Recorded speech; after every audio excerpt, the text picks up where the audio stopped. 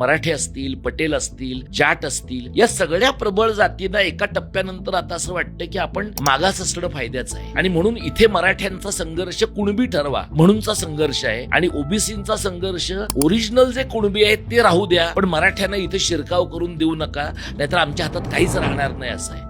तर तोटा काय होतो आहे, बास्केट छोटा आहे, त्या बास्केटवर उड्या मारणारा जो लाभार्थ्यांचा संभाव्य लाभार्थ्यांचा वर्ग आहे तो मोठा आहे. आणि मग सरकार काय करतं की सगळ्यांना आरक्षण देऊ शकतं का, नाही देऊ शकत. त्यांनी जवळपास जातींची 40 महामंडळं काढली. म्हणजे ब्राह्मणांचं महामंडळ आहे आपल्याकडे, परशुराम आर्थिक विकास महामंडळ, त्याच्यावर 4 IAS ऑफिसर आहेत. महाराष्ट्रात आता असा एकही IAS ऑफिसर उरला नसेल की ज्याचं कुठल्या तरी जातीच्या महामंडळावर सोय लागलेली नाहीये. एवढा निधी असणार का? आणि मग आता असं झालंय की तुझ्या जातीचं महामंडळ निघालंय, मग माझ्या जातीचं का निघू नये? तर मग मला एक प्रकारचं उपद्रव मूल्य निर्माण करावं लागतं की बघा, या ठिकाणी मी तुमचा पराभव करू शकतो, या ठिकाणी मी दुसऱ्या पक्षाबरोबर जाऊ शकतो आणि आमच्या जातीच्या मागे एवढी माणसं आहेत. ज्याला रजनी कोठारींनी पॉलिटिसायझेशन ऑफ कास्ट असं म्हटलंय, जातीचं राजकीयकरण. तर आता जातीचं राजकीयकरण नाहीये, उपजातीचं राजकीयकरण आहे.